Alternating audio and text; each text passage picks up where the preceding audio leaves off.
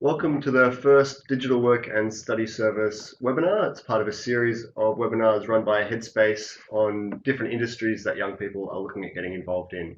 And for this one, the first webinar, we're looking at the hospitality industry with a focus on the cafe industry, so working in a cafe. This is kind of the second run we've done at this. We had a few technical glitches last time. We had Mario from Sabriga here, and Ali again from Street Cafe. So thankfully, Ali's come back to do another run of this, and I'll be filling in some of the things that Mario said, some of the inputs and insights that he gave into the industry. Ali's had 8 years experience in the hospitality industry, starting off as an usher at a music venue and moving onto the bar from there. So really showing the progression that you can have, and is now a head barista and manager at Street Cafe in Melbourne City. So the way we're going to run this program is we'll start off with job searching, then we'll look at resumes, what makes a good resume, interviewing, talking about what kind of questions you'll be asked and how to answer questions, and then trial shifts and getting started, the first day at work. Terrifying. And then a couple of questions from viewers that we got sent as well. So the starting point, getting started in the industry all starts with job searching. So what are the options available for young people to look for work in hospitality? I think the primary option for young people in hospitality would be walk-in resumes. If there's a particular place that a young person would like to work in, the best thing they can do is walk in with their resume.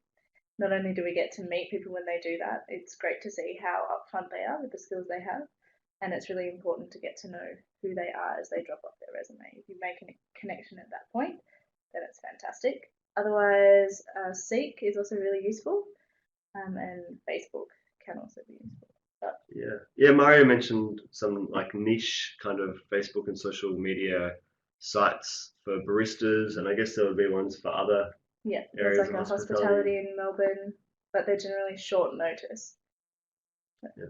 And Mario really emphasized that walking thing because of those reasons that you gave of the personality of being able to show who you are. It's really important. 100%. Yeah, and I think another thing was showing that you can meet the team and interact with the team. So you might not meet the manager might not even be there, but whoever you talk to is going to be relaying that information to the manager. So it's really important that if you can have a casual conversation with another worker, then they can see that you can be a part of that team. And first impressions do really matter. Yeah, for them to even look at your resume. Exactly. Yeah, excellent. So when you are approaching a business directly, what are some of the things to focus on? I think making sure that you're dressed appropriately. So be ready to do a trial shift if necessary, and just show that you're presentable overall, that you've thought about what you're actually doing. It's not kind of a random thing that you've decided to do without your resume printed off. That's another thing. Please print your resume. That's great. And also, yeah, just be willing to go that extra mile. If an employer's like, can you come in for a trial shift tomorrow? Try and make the time. Show that you're eager or keen to do so. Moving on to resumes, what would you say makes a good resume in the hospitality industry? A cover letter, a cover letter that is tailored to the place that you're actually trying to apply for. Generic cover letters are never fun to read, and I won't read them, to be honest. And make sure it's clear and concise. Nothing over 2 pages. 1.5 is fantastic. If someone hands me a 6-page resume, I'm not going to hire them. Yeah. There's way too much thought and effort. Just skills, upfront, and willingness to learn. If you can demonstrate on paper that in about a page, then I want to talk to you. Yeah. So for a lot of people, it is seeing skills first on the resume. Yeah. And Mario really emphasized the work history. So what he was looking for was more evidence that you've had experience in an industry before. That's important to us, but also considering the organisation I work for, passion and what you're interested in also matters to me. So it shows whether or not you can work with a team, and you're interested in the ideals that we stand for, which is just as important.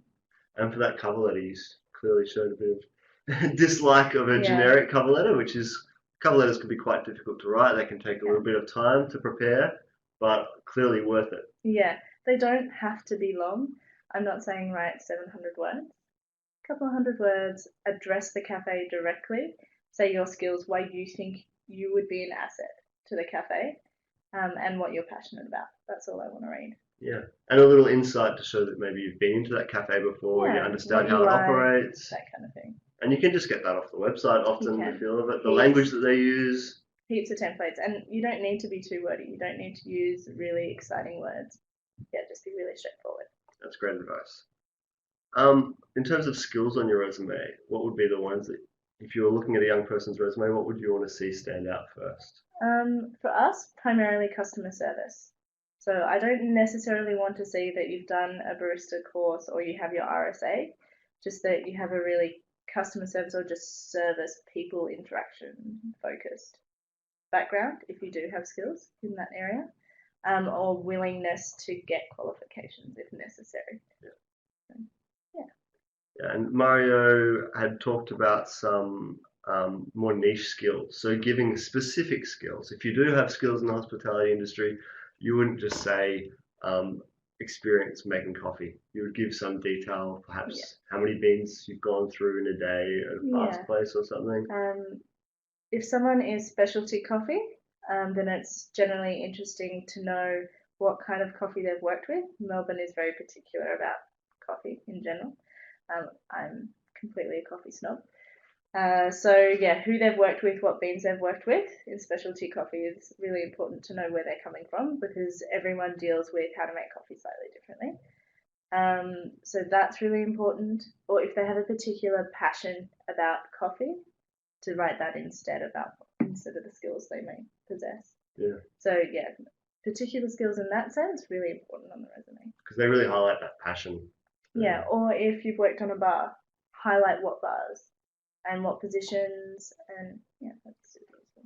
So it's knowledge. It's like any industry, really, having a knowledge and passion for the product that you're selling. And in a cafe, that can mean like being aware of different coffee regions around the world. Or even if you love to cook and you just want to work in a cafe because you want to be around food, express that. Say how much you love food and like fresh produce and providing like a decent healthy meal to customers, and that's also really cool. So you've highlighted some skills there that aren't necessarily skills that someone in the hospitality industry has to have had before. So that'd be called transferable skills that you might have got working somewhere else. So it could have been even in a supermarket, you could have developed excellent customer service skills. What other transferable skills do you think from someone that has never worked in hospitality? Just if you can have a conversation, that's a transferable skill. If you've worked in any industry where you've used money or registers or point of sale, that's also really transferable. Yeah, the main keys for hospitality, I think. Excellent. And those qualifications that you've mentioned, like a barista certificate, an RSA, food handling, a diploma in hospitality, for example, where do they kind of sit when you look at a resume?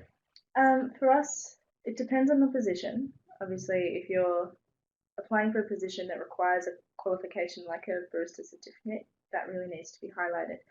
But if it's just a generic position within a cafe, those kind of certificates don't necessarily matter as much to us. It's more about the individual. And if the individual is really keen and if they're willing to get those qualifications in the future, if they're required, sometimes they're not, then that for us is what we want to see. And if they fit with our team, if they're great and we love them and we get along, then we'd like them to stay. It's not about the piece of paper. Yeah, those communication skills. Yeah. Mario really said that he'd just hired someone that had done a diploma in hospitality, so clearly they can be really valuable. The way he kind of couched it was that it confirms that passion for the industry. So if it's there to confirm a passion, to show that you're really committed to the industry, then it's a really powerful thing. But if it's just there because you've just done a course because you wanted to do a course or you had to do a course, then it's not actually that valuable. Exactly. I don't have many bits of paper. Yeah. But it can be a really useful way to show your commitment to the industry, your commitment to learning more as well. Yeah. So if you're not doing anything, if you don't have anything on your resume to show that you've got some sort of continued learning, then it's definitely a good place to start.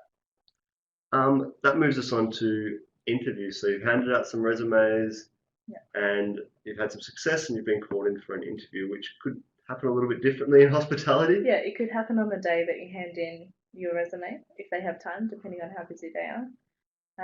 Also, please don't drop off your resume at peak times.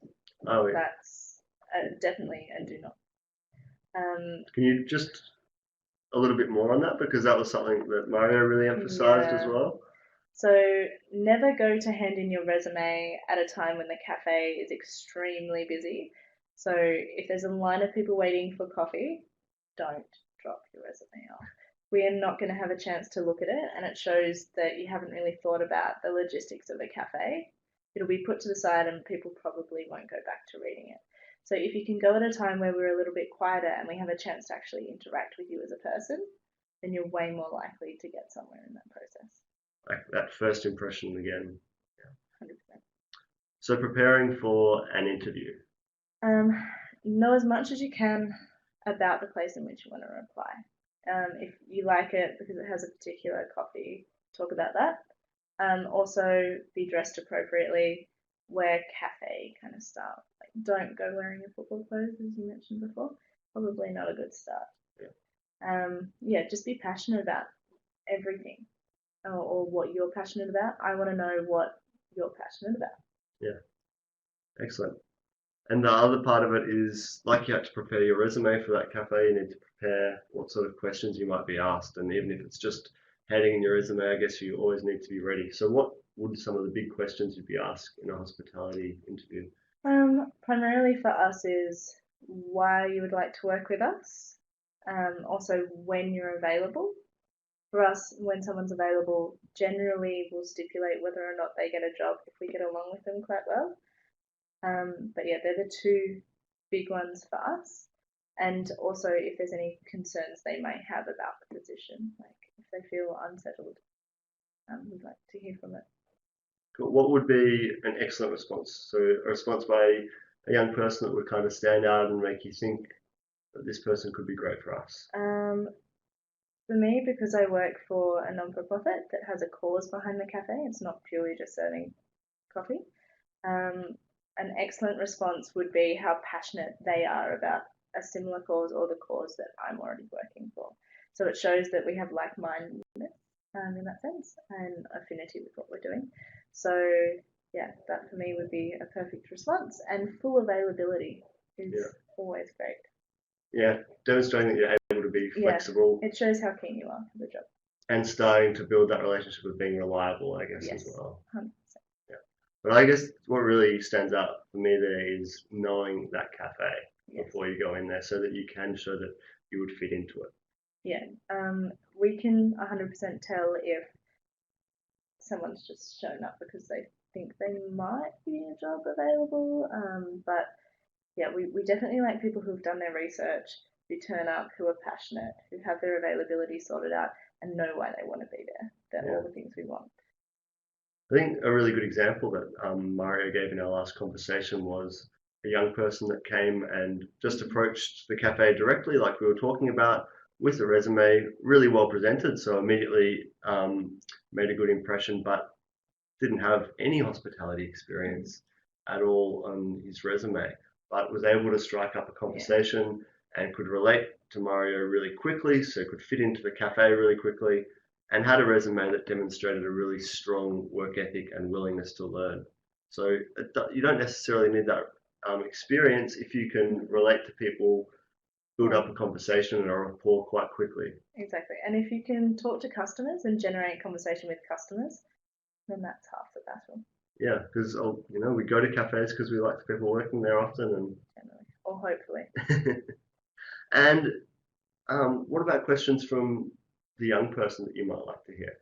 Well, I like being asked why I want to work in a particular cafe or environment, and so I can talk at length about why I work for the company I do, which I love. And I also enjoy certain questions about my future. I want to know about their future, interests, like TV shows. Love that, because when you're working on a shift with someone, they're the kind of things that are going to get you through when it's busy. You just talk about things you enjoy. Yeah, so really building that rapport from that. Because often you are asked, do you have any questions about this? And the big no-no that Mario had emphasized was Don't ask how much I get paid, Yeah. because that shouldn't be a priority. No, it should be you want to work in a cafe environment. Yeah. Excellent. So anything that can kind of demonstrate your communication skills, your ability to relate to the people working in that cafe, like you said, with casual sort of questions, and to highlight your passion, like how much coffee do you go through in a day, for example, or when are your peak times, or something about Yeah, the customer base. 100%. And then you've gone through that, you've maybe had some interviews even, you've handed out heaps of resumes, you've got people to check your resume, you know it's a fantastic resume, it's highlighting the best skills that you have, but you're still not really getting anywhere. What are some other options to get into the industry? I think for volunteer work, if you can, is really great. It looks fantastic on your resume regardless. Any profession will look at volunteer work as a phenomenal thing to have because it shows commitment without that dollar sign at the end. Also, it depends. Yeah, primarily volunteer, I would say. For us, that's the biggest one. Yeah. Or if you're studying, highlight what you're studying. It shows you have that commitment, and commitment's always great in a job. And we had the question from one of the viewers about what sort of work might be good and where you'd find that volunteer Yeah. work. So anything that you have an interaction with a person within. So you can volunteer at university mealtimes. I know Defence also has a similar program. Yeah, anything that is food related, drink related, people related looks fantastic. So if you've never had experience working on a cash register or working with customers, some work in the local op shop would show that you can use a cash register. They're always desperate for people. Yeah. So. Yeah. So volunteer work are a great way to go. Or like yourself, moving. Starting at the bottom. Yeah. It's not fun always, but you can. Yeah, it's a foot in the door, and that's exactly what you need. And a willingness to show that showing that you're prepared to learn new skills. Yeah, and it can also be really fun. Yeah. So for hospitality, that would be somewhere like a bussy in a bar, picking up glasses, washing dishes,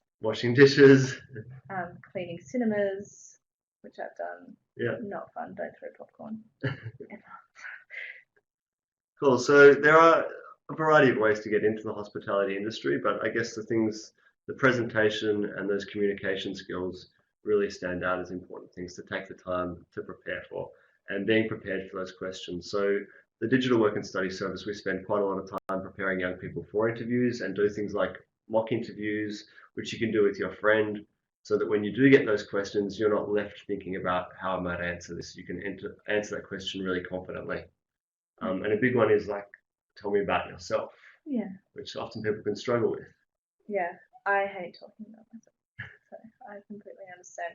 But if before an interview you can sit down and maybe name 3 things that you're really passionate or interested in, it can be a particular sporting team, some books that you might like reading, or a TV series. They all start conversations with work colleagues. So yeah. So showing your passions, and also tell me about yourself. A chance to say some things that might relate to that cafe, or to the things that they're serving there. So the next part is trial shifts. So you had successful. Maybe it could even be that you were working and doing dishes, and then they're like, we just want to see how you're going to go on the floor today. We want to see how you're going to go on the machine. It could be when you've handed in a resume that they're like, well, we kind of need someone in the next half an hour. Can you do a trial shift right now? So that looking like you're dressed for the part when you're handing out resumes is also good because you could be doing that part. Yeah, it's fantastic to look ready. If you want to be there and that jump at the opportunity, it shows how keen you are.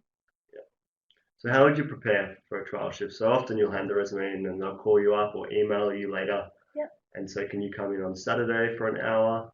So research the cafe, perhaps what coffee they use if that's the position that you're going for, and wear the appropriate clothing. They're probably the main ones that we look for. Yeah, cool. And another big one would be being early for the trial shift as well. Yeah. So I always kind of live by the saying, if you're on time, you're late, and so be early. And if you are running late, please don't tell us after the time you're due there. Contact us before, because that looks amazing. Forward planning, forward thought, fantastic. So you're not going to be hassling if you're calling to say that you're running late? We love that kind of stuff. Yeah. It helps us out because it also helps us plan within the cafe environment when you'll be arriving. If we are going to be slightly busier then, so we'll change perhaps how we will direct the shift or trial shift. And there's something about the nature of hospitality industry where reliability is a bigger thing than it might be in other industries. And I guess high casualization rate, I guess lots of people working different shifts and confusion over shifts can lead to issues of reliability. So an opportunity to show that you're reliable can be really important. Extremely important. I think it's probably the biggest key to getting a shift, to showing how reliable you are. Yeah, excellent. And that would be from the first interaction of not turning up at the wrong time is a sign of that. Yeah, excellent. So you're on your trial, you've been given this opportunity to show what skills you have. What are the big do's and don'ts of a trial? Listen to whoever's directing you on the trial. Like, show what you can do, but within the kind of confines of what that cafe does. So listen to how perhaps they make coffee and follow their actions. It'll show your skills within the cafe's established environment, which is what we want to know, whether or not you can work within the environment. Yeah. So that would be the massive do. Just dress appropriately. Be friendly. Please be friendly on shift. Yeah, super useful. Yeah, the main ones. And the don'ts? Don't be late. And don't act like you know the place before you do. Yeah. That's also good. And if you are having a trial, if you can, so another do is be as clean as you can, because that shows us forward thought in terms of your workspace and whether or not you can clean it up after yourself, and that's really important in hospitality. Yeah. So, and being busy, I guess, to keep little things clean all the time. Just the flow of the environment, helping maintain that. Yeah. Being proactive would be another one there. Getting more soy out, I think. Mario mentioned that last time. If you see we're running low on something, perhaps asking where it is. So do ask lots of questions. We'll answer every single one. You can ask 100 times. It shows that you actually care about what you're doing. So ask as many questions as you need. And that would take away like that nerves of having someone new in your cafe or your business and worrying that they're doing the wrong thing, completely messing up the order of your fridges or mislabeling things, for example. Yeah, so just asking gets around all of that, and please don't be too scared to ask. That's why we're there. Yep, excellent advice. Relating that back to resumes, I think often about people trying to sell themselves really well on the resumes, which is really good, but that can lead to people sometimes exaggerating certain skills that can be exposed in a trial. 100%. Like if you say you're really proactive and good at like forethinking, cleaning up after yourself, and then none of that happens on shift, you probably won't get called. You need to be you on the cover letter and in person. Yeah, excellent advice. So that's all gone really well, and you've been offered a couple of shifts. So what would be some things to keep in mind for that first week of work? Still ask as many questions as you can. Be on time to every shift. Pick up extra shifts if you can, and if they become available. And make really good interactions with the customers. If the customers talk about you back to us, we're not going to say no to you coming back. Yeah. So you're building rapport with our customer base. People are going to want to come and buy coffee from us. So if you can do that, I think that's what you need to do. Yeah, that's a really good point. I've been in cafes and heard someone like, "Where's Susie today?" Yeah. Or "Why hasn't Susie come in today?" And it's showing that they're going into that cafe really looking forward to engaging with that person. Yeah, the amount of people that I'm coffee friends with is phenomenal. It's crazy. So I have more friends than I thought I ever would. That leaves us now just with a couple of questions that we've had. And I guess flowing from that would be this question, a young person asking about being shy. Should she try and get into the industry if she is really shy in front of people? I think if you want to work in hospitality, regardless as to how shy you feel, there is a way that you can. So whether it is perhaps taking a different role, if it's not customer service, face-to-face interactions, maybe it is just pouring shots on the coffee machine. I think Mario suggested before even working in a kitchen might be less of an issue. But just maybe not as face-to-face, but it's not overly preventative in you getting a job in the hospitality industry. But I think you just need to be upfront about what you feel like you can and cannot do within the environment. It helps us help you. Yeah. And would you say you've seen people change from being quite shy Yeah, in the beginning? I was awkward turtle. Yeah. Pretty much, yeah. I was horribly shy. And yeah, I feel better in myself having had that customer interaction for so long. I can talk about stupid things for hours, which is really good when you make new friends over coffee. But yeah, I think you progress a lot in and of yourself within a hospitality environment, and it's really good. You get comfortable talking about yourself or other things. Yeah. Excellent. Fantastic advice. So that's the end of our first webinar on the hospitality industry. I'd really like to thank Ali for giving her time, No worries. coming straight from work today down at Street Always. Cafe. Yeah. Yeah. And also for Mario from Sabriga Cafe as well for his contribution to this webinar. Um, if you want more information about the Digital Work and Study service, you can check our website at digitalworkandstudy.org.au.